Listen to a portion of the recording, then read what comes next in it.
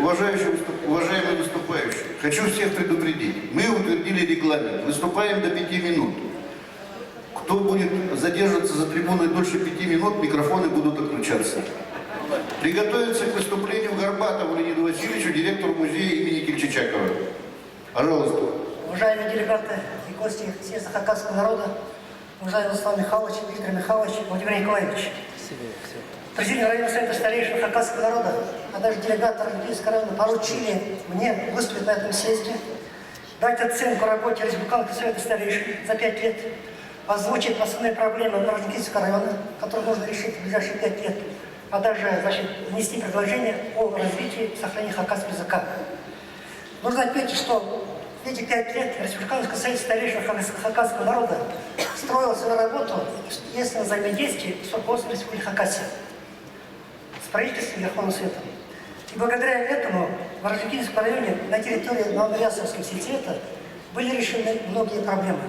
Кстати, в этом сельсовете проживает большая часть коренного населения Орджоникидзевского района.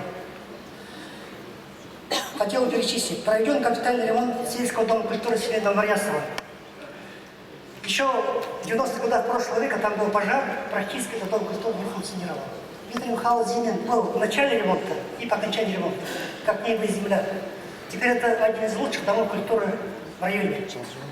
Также отремонтирован Хакасский культурный центр, здание этого центра, где не было даже отопления. Вот, кстати, хозяйка этого центра здесь, концерт Татьяна Владимировна, она подтвердит. Знаете, вот в сельсовете Новоясовске там 5 населенных пунктов, ни одного метра асфальта не было.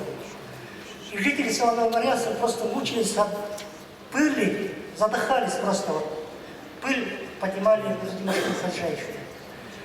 И по обращению, Виктора Михайловича Зимина, мы обращались к Торусу Александру Михайловичу, и вместе, эту проблему решили. Положили асфальт не только в Новомарьясово, но и в деревне Кангарово, это малое село. Извечную проблему 20 века, 90-х годов, решили буквально за полгода. Также я для чего-то перечисляю, потому что, знаете, проведена очень большая работа по повышению качества жизни населения. Или возьмем, деревню Кабулик, где не было водопровода. Куда 2 раза в неделю возили воду из Новомарьясова, километров 18. Построили водопровод. Люди, кто пожелал, залили воду в дом, сразу поставили застиральную машину, теплый туалет, душевая кабина, септик. То есть условия жизни приблизили к городскому. Это дорого стоит.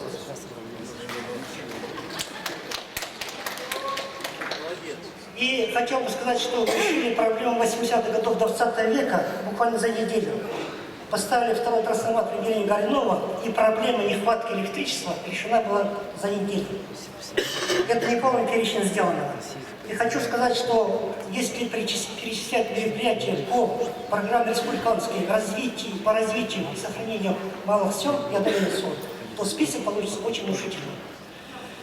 И, пользуясь случаем, я хотел бы поблагодарить от имени нашей делегации за эту работу Зимина Виктора Михайловича, его правительства, Торуса Александра Михайловича и Совет старейшин хакасского народа республиканского за эту работу по повышению качества жизни населения Новомарьясовского сельсовета, где проживает большая часть коренного населения района. И наша делегация, мы оцениваем работу Республиканского совета старейшин хакасского народа за эти 5 лет как удовлетворительную. Если оценим по шкале 5-бальной, то мы ставим 5.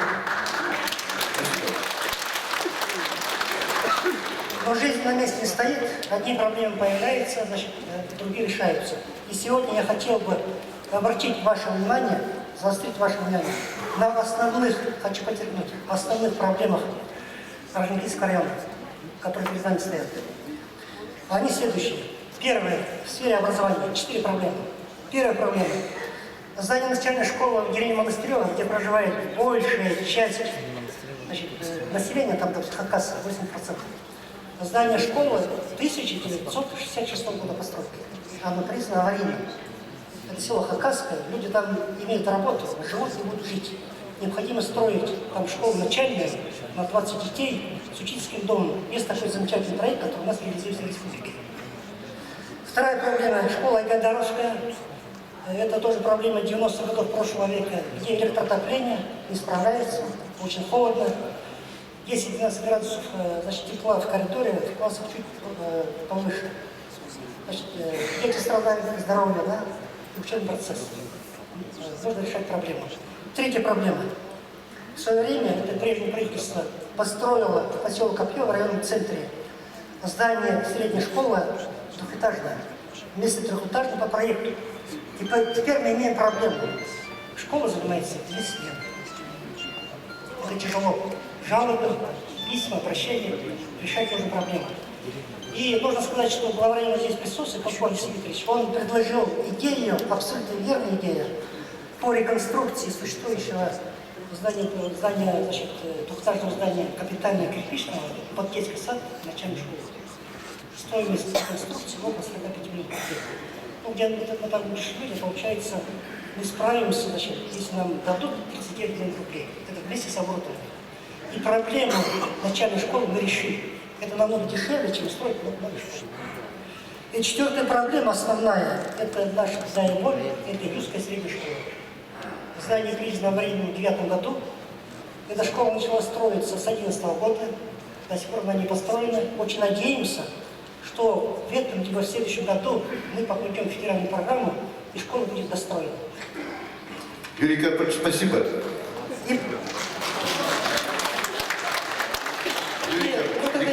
Когда я закругляюсь, значит, в сфере здравоохранения две проблемы. Нехватка диагностического оборудования и кадров. В сфере культуры и спорта поселок Копьево – это единственный районный центр, где нет, к стыду нашему, районного дома культуры и стадиона. Надо строить. И последнее, значит, хотел бы сказать. Район Олимпийский – это, по сути, северный ворот Хакасии. Она должна стать визитной карточкой республики. Потому что приезжающие в наш район гости делают вывод о всей республике и посещают наш район. Он должен выглядеть на уровне. Коротко о хакасском языке и предложение по хакасскому языку. Хотел бы что сказать. Нужно создать комиссию, куда бы вошли представители Республиканского совета старейшин, правительства Верховного Совета Республики Хакасия. Эта комиссия должна изучить опыт по сохранению и развитию языков коренных народов, значит, субъектов Российской Федерации и других стран, и выработать конкретные предложения по сохранению и развитию языка хакасского. На основе этих предложений должно родиться постановление правительства Хакасии, либо закон Республики Хакасии, подкрепленные финансами. Мы должны сделать конкретные шаги по сохранению и развитию языка. И в заключение хотел бы сказать... Юрий Карпович, слово предоставляется Горбатову Леониду Васильевичу, Спасибо. Директору музея имени Кимчичакова. Подготовиться Чимчикашеву Виктору Яковлевичу, председателю Абаканского совета старейшин. Уважаемые выступающие, 5 минут наш регламент.